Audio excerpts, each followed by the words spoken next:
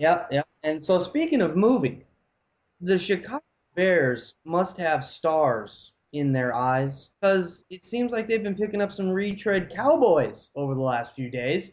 They go and get Mr. Roy Williams, and then go and get Mr. Marion Barber. I know the Roy Williams isn't so bad. I mean, they didn't have any receivers really. Their punt returner was their main threat. So Yeah, I'd say Johnny Knox was the main guy, but he's really kind of a one-dimensional guy. It's just trying to get over the top of the defense.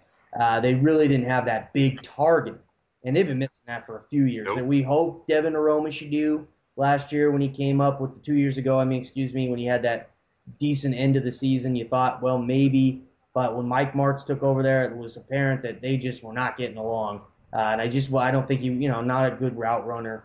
And Martz is a stickler for those things, and his offense is timing and rhythm, and then you've got to get to your spot when you need to.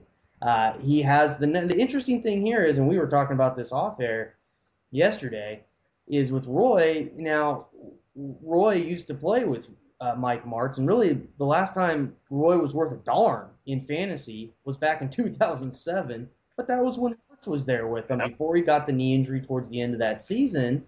Um, and Yep. so I think that yeah, there's a comfort zone there with the Marts, and Cutler has proven, hey, you give me a big target like he did with Brandon Marshall, he can make some things happen. So you think, okay, we get inside the red zone, here's a guy that could make some things happen.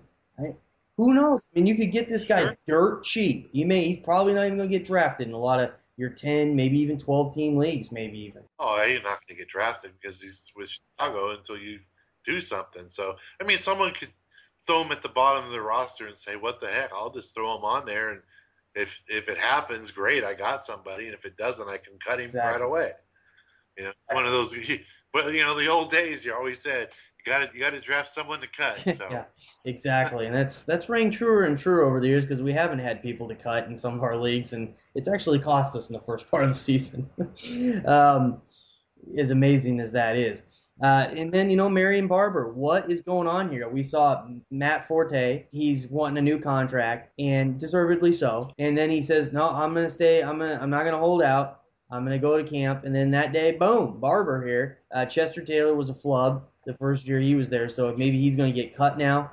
Barber, 2 years, $5 million, so not a big deal here as far as his contract size. But this is a guy, at least to me, Red Dog. I think possible goal line vulture here. What are you thinking? the way they use their running back, he catches a ton of passes. It probably doesn't hurt to have him there because he's going to get some touchdowns, but it'll probably open up.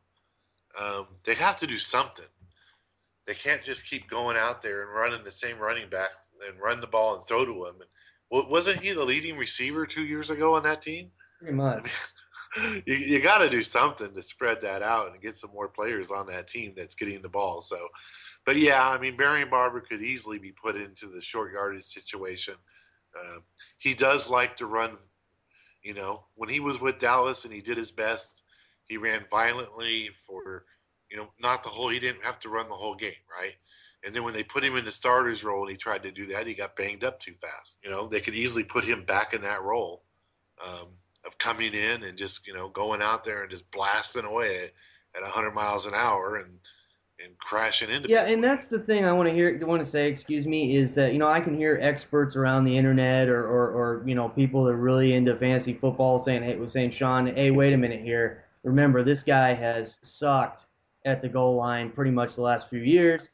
And but that's the thing to me. I really think this guy, when you think about when he was at his best, it was always when Julius Jones was the starter, and then he just kind of came in and was the enforcer. Now, I don't think he's necessarily going to get back to what he was when he was young. I think the wear and tear has taken some toll on him, but yes, he does put. I think as the season goes along, as he's got fresher legs because he hasn't had to take as many shots, especially those early of the game shots, that type of stuff.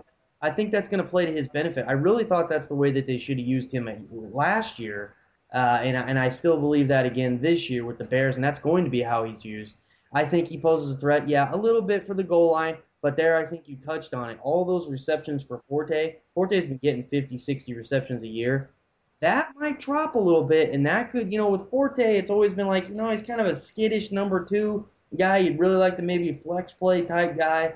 when you're talking about standard league play. But when you get to PPR, he should be gold for a number two guy, because he gets all those receptions. But Barber could pose a threat there. He is capable of catching the ball out of the backfield. So this is going to be an interesting situation. But I still would rank Forte, especially in PPR. I'd still say he's definitely a top 20 guy. But he could be a thorn in his side, though. That's going to be an interesting one to watch.